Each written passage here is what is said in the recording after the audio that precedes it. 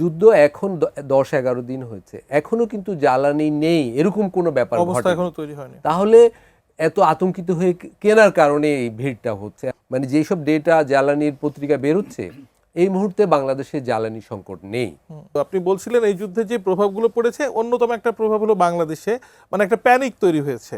তো আজকে যখন বিদ্যুৎ জ্বালানি ও খনিজ সম্পদ প্রতিমন্ত্রী অনিন্দ ইসলাম অমিত তিনি গতকাল বলছিলেন যে বাংলাদেশে ডিজেল আমদানি করলেও পেট্রোল এবং অক্টেনে আমরা স্বয়ংসম্পূর্ণ, যেটা আমরা অনেক দিন ধরেই জানি। এখন আপনি যখনই টিভি খুলি আমরা বা পেপার পত্রিকা দেখি, ফিলিং স্টেশনগুলোতে যে লম্বা লাইন মূলত পেট্রোল এবং অক্টেনের জন্য। তো যদি পেট্রোল অক্টেনে আমরা স্বয়ংসম্পূর্ণই হব, এখানে এখনো লাইন দিতে হচ্ছে কেন? রেশনিংটা এইভাবে কেন করতে হচ্ছে? দেখুন, প্রথম মাসের প্রথম 4 দিনের ডেটাটা আমি বলি। আমাদের এখানে অক্টেনের, আমি যেটা পড়েছি, আমি জ্বালানি বিশেষজ্ঞ নেই, যে চাহিদা ওই 4 দিনে প্রতিদিন তার দ্বিগুণ মানে কিনেছে মানুষ। তো এটা তো এই 4 দিন তো বাংলাদেশে অক্টেনের এত ক্ষুধা তৈরি হওয়ার কথা না, কিন্তু মানুষ এইটা তো আতঙ্কিত হয়ে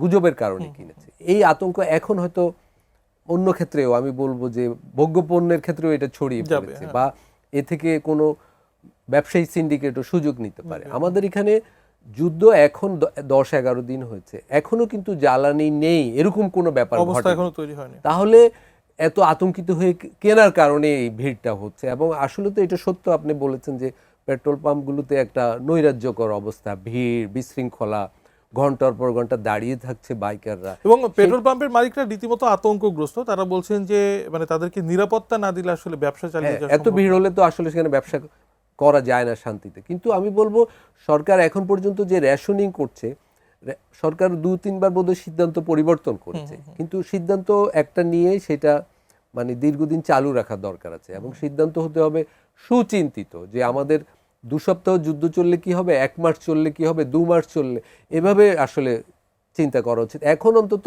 আমার যেটা মানে যেসব ডেটা জ্বালানির পত্রিকা বেরোচ্ছে, এই মুহূর্তে বাংলাদেশে জ্বালানি সংকট নেই আপাতত। কিন্তু যুদ্ধ 1 মাস ক্রস করলে হয়তো।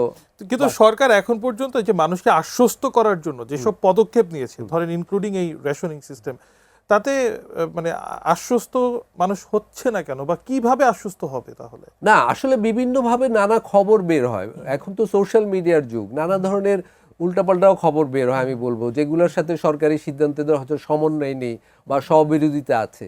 সরকার আজকেও আরেক ধরনের বোধহয় রেশনিং করেছে, যেটা জেলা ঢাকার বাইরে। আসলে রেশনিং একটু করতেই হবে এখন, বিশেষ করে ডিজেলের ক্ষেত্রে।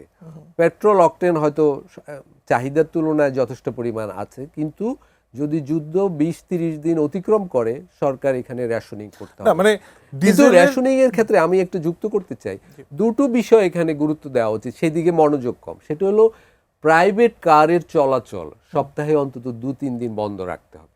এটা এখন এই সরকার হলো বা এই পার্লামেন্ট হলো ধনীদের পার্লামেন্ট, এই ধরনের সিদ্ধান্ত সরকার নিতে পারবে কিনা আমি জানি না, কিন্তু এইগুলো হলো কার্যকর। এবং এসি বন্ধ করতে হবে আমাদের বড় আকারে। এই দুটো হলে বিদ্যুতের কিছু সাশ্রয় হবে, জ্বালানির কিছু সাশ্রয় হবে। আসলে সাশ্রয়ের জায়গায় যেতে হবে, ওই রেশনিং এর ওইখানের চেয়ে এইটা হলো গুরুত্বপূর্ণ, যাতে মানুষ পেট্রোল পাম্পে যাওয়াটাই কমায়।